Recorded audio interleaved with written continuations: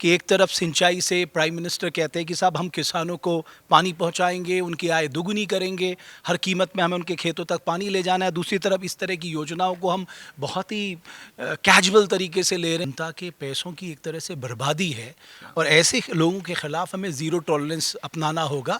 और जो इस तरह के काम कर रहे हैं, आपको लगता है सर ऐसे लोगों की विभाग को ज़रूरत है? नमस्कार, मैं हूं रमेश भट्ट, आप देख रहे हैं देवभूमि डायलॉग। देवभूमि डायलॉग ने कल सिंचाई विभाग पे जो अनियमितताएं हुई हैं, चाहे टेंडर देने में हो, चाहे वो परियोजनाओं को कराने में हो, उसको लेकर कई सवाल उठाए थे। इस पे बात करने के लिए खुद जो सिंचाई मंत्री हैं सतपाल महाराज जी हमारे साथ मौजूद हैं। बहुत धन्यवाद कि आपने इसका संज्ञान लिया। मैं जानना चाहता हूं कि सर, आप जानते हैं कि बहुत कम पैसा हमारे पास कैपिटल आउटले का बचता है। अगर वो इस तरह से बर्बाद हो जाएगा, जो कि रिपोर्ट्स में आया शासन की, तो फिर उस पर कार्रवाई क्यों नहीं? मैं ये बताना चाहूँगा, पहले तो नमस्कार।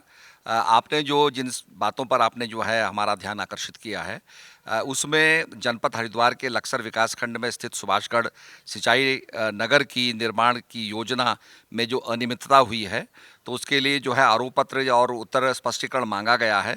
इसमें हमने जो है आरोप पत्र भी दे दिए हैं, जिसमें कि श्री पुरुषोत्तम जी को, श्री सुंदरलाल कुड़ियाल को, श्री अरुण नेगी को, श्री दिनेश चंद्र उनियाल को सबको आरोप पत्र दे दिए हैं।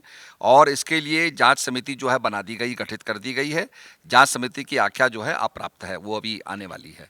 तो इसमें सारी जो आपके टेकमपुर कुम्हारी की जल निकासी योजना में जो अनियमितता है, उसके संदर्भ में भी मैं बताना चाहूँगा कि इसमें जो है 5 अधिकारियों को आरोप पत्र दे दिए गए हैं, जिसमें R K. Tiwari, M K. Singh, S L. Kudiyal, D K. Singh अधिशासी अभियंता, पान सिंह बिष्टी, सबको आरोप पत्र दे दिए गए हैं।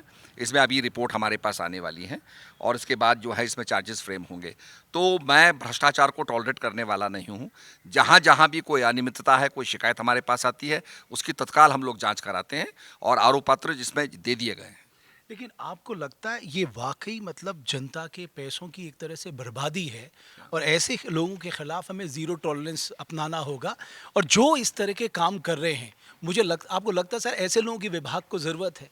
ऐसे लोग तो कहीं भी नहीं होने चाहिए। नहीं, निश्चित रूप में आप जो कह रहे हैं, पर इस समय जो है कम से कम आरोप सिद्ध हो जाएँ, तो उसके बाद ही हम उसमें एक्शन लेंगे। और मैं आपको बताना चाहूँगा कि ऋषिकेश के त्रिवेणी घाट की जो योजना है, जिसके बारे में आपने बताया और कहा इसमें करोड़ों रुपए खर्च हो गए हैं, तो इसमें ऋषिकेश स्थित गंगा की धारा को त्रिवेणी घाट तक लाने की जो एक प्रस्ताव था, तो उसके अध्ययन के लिए 24 लाख रुपए खर्च किया गया और उसका एक मॉडल बनाया जाता है। तो मॉडल में प्रयोग किया जाता है, पानी छोड़ा जाता है, तो मॉडल बना के देखा गया और उसके बाद इसका जो है इसकी स्ट्रक्चर की फिजिबिलिटी नहीं पाई गई। तो अध्ययन में ये भी पाया गया कि त्रिवेणी घाट के पास एक क्यूनेट बनाकर गंगा की धारा को घाट पर लाया जाना उचित और व्यवहारिक होगा। तो ये सब चीज़ें जो है सोची गई हैं, इसमें ज़्यादा अपव्यय नहीं हुआ है, केवल मॉडल स्टडी के लिए 24 लाख रुपए खर्च किए गए हैं। बट सर पर हाँ जी, हाँ बोलिए। एट द सेम टाइम ये लोग आज भी बड़ी इंपॉर्टेंट पोजीशन में हैं, ये जानते हुए कि इन लोगों ने अपनी जिम्मेदारी का निर्वहन सही नहीं किया, आज भी ये इंपॉर्टेंट पोजीशन में बैठे हैं और कई तरह की परियोजनाओं से जुड़े हैं। वहां पर आपको लगता है निगरानी तंत्र को मजबूत करना होगा ताकि आगे ये इस तरह के कारनामे ना करें? नहीं, सबसे पहली बात तो यह है कि एक प्रक्रिया होती है, उस प्रक्रिया के तहत जांच हो रही है, आरोप पत्र दे दिए गए हैं, किसी को बख्शा नहीं गया है। मैंने सभी के लिए ऑर्डर किए हैं और इस समय जांच की जब रिपोर्ट आएगी तो उसके बाद निश्चित रूप में कड़ी से कड़ी कार्रवाई की जाएगी। किसी भी अधिकारी को जो जिसने ये गलत यहाँ पर जो है मनी एक्सपेंडिचर किया है, कोई भी घोटाला किया है, उसको बख्शा नहीं जाएगा, प्रत्येक व्यक्ति को दंड दिया जाएगा। बट सर ये मैं आपको विश्वास दिलाता हूँ, पर एक कानून की एक प्रक्रिया है जिसके तहत हमें चलना पड़ेगा। बट सर आपको लगता है ये सारी रिपोर्ट्स एक तरह से डिस्टर्बिंग रिपोर्ट्स हैं, बहुत परेशान करती हैं कि एक तरफ सिंचाई से प्राइम मिनिस्टर कहते हैं कि साहब हम किसानों को पानी पहुंचाएंगे, उनकी आय दुगुनी करेंगे, हर कीमत में हमें उनके खेतों तक पानी ले जाना है। दूसरी तरफ इस तरह की योजनाओं को हम बहुत ही कैजुअल तरीके से ले रहे हैं, ये बहुत ही डिस्टर्बिंग लगता है आपको? देखिए, ये कुछ लोगों की इंटरनल फाइट्स होती हैं जिसके परिणाम स्वरूप काम नहीं हो पाते, विकास के काम नहीं हो पाते। तो ये अधिकारियों को देखना चाहिए कि काम सही ढंग से किए जाएँ। और आपको पता है हमारे यहाँ चार धाम यात्रा चलती है, उसमें काफ़ी काम होता है। उसके बाद बरसात आ जाती है तो देखना पड़ता है कि नदियों के अंदर जो हमारे ब्रिजेज़ हैं वो ठीक खड़े हुए हैं और पानी का निकासी हो रही है। और बहुत बड़ा आपको पता है कि बांध का काम होता है, पानी को संचालन का काम होता है, तो उसमें लोग लग जाते हैं। पर आपने जो ये हमारे ध्यान में जो लाए हैं, निश्चित रूप में हम किसी को आदमी को बख्शेंगे नहीं। जिसने भी त्रुटि की है, इसमें गलती की है, भ्रष्टाचार किया है, वो दंडित होगा। महाराज जी, इस संचय में एक और बात आपने एक बहुत इंपॉर्टेंट बात उठाई थी कि अगर आपको ऑफिसर्स को अकाउंटेबल बनाना है तो उनकी सीआर लिखने का अधिकार आपको मिलना चाहिए।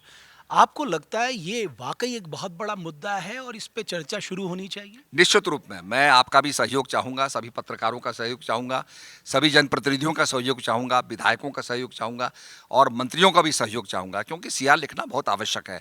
हर स्टेट के अंदर सीआर लिखी जाती है, केवल हमारा उत्तराखंड राज्य ही ऐसा राज्य है जिसमें हम सीआर नहीं लिखते हैं, मंत्री सीआर नहीं लिखता है।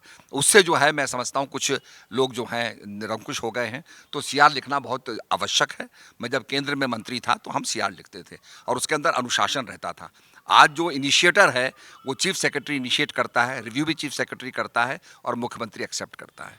तो मेरा मानना यह है कि इनिशिएटर चीफ सेक्रेटरी हो और रिव्यू करने वाला मंत्री हो। मंत्री को रिव्यू करने का अधिकार मिलना चाहिए।